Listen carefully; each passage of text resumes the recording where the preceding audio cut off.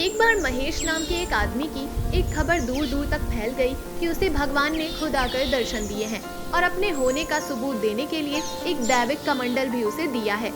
ये खबर पास वाले गांव में रहने वाले 3 महान पंडितों तक पहुंची। ये तीनों बहुत बड़े विद्वान, ज्ञानी और तपस्वी थे। जैसे ही इनके कानों में ये खबर पड़ी, तीनों चौंक गए।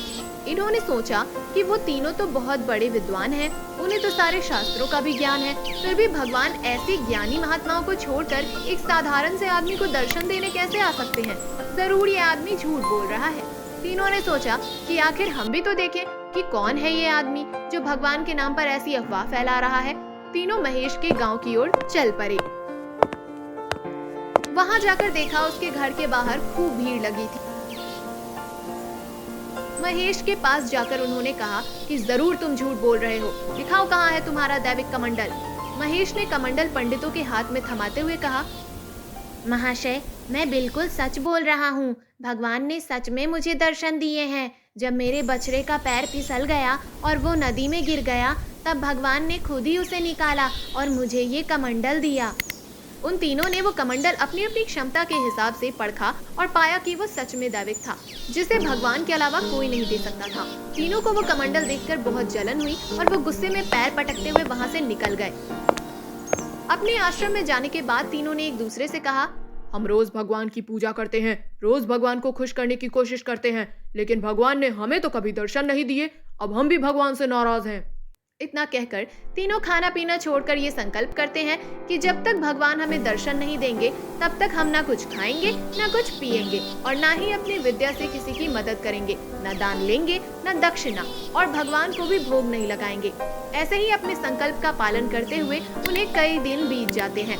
जो लोग वहाँ अपनी समस्याओं का समाधान लेने आते थे, उन्हें भी दुख होता है, और जो लोग ये सोचकर वहाँ दान करने आते थे कि पंडित को भोजन कराना मतलब भगवान को भोजन कराना, उन्हें भी रोज उदास होकर वापस लौटना पड़ता है।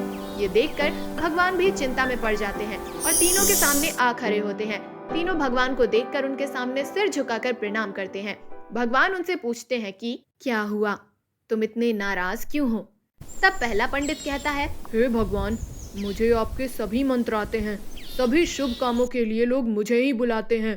मेरे बिना कोई हवन, कोई यज्ञ पूरे नहीं होते, फिर भी आपने मुझे दर्शन नहीं दिए और उस महेश को दर्शन दिए। दूसरा पंडित कहता है, हे भगवान, मैंने सालों तक आपकी तपस्या की है, लोगों को तपस्या और साधना करना सिखाया है, फिर भी आपने मुझे कभी दर्शन नहीं दिए और उस महेश को दर्शन दिए। फिर तीसरा पंडित कहता है, हे भगवान, मुझे सारे शास्त्रों का ज्ञान है, आपने शास्त्रों में क्या बतलाया है, कैसे उसे अपने जीवन में लागू करना है, यह मैं ही अगली पीढ़ी को सिखाता हूँ, फिर भी आपने मुझे दर्शन नहीं दिए मगर उस महेश को दर्शन दिए।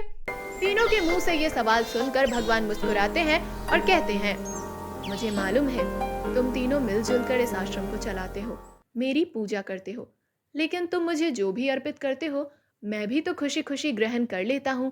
तुम मेरी पूजा करते हो, लेकिन दूसरों के आगे अपने ही ज्ञान का बखान भी कर देते हो। तुमने हमेशा अपनी भक्ति के बदले में मुझसे कुछ चाहा है, चाहे वो खाना हो, सम्मान हो या तुम्हारे अच्छे कर्मों का फल, और जो तुमने मुझसे मांगा वो मैंने तुम्हें दिया भी।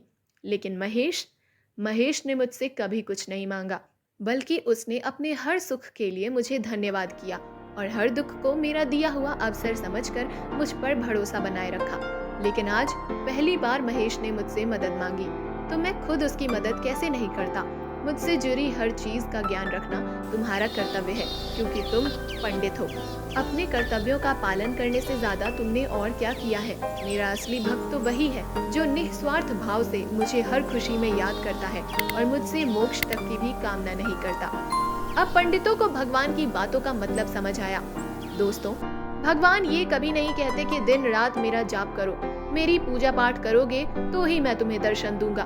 भगवान की दी हुई हर परिस्थिति को स्वीकार करना और उन पर भरोसा बनाए रखना ही असली भक्ति है।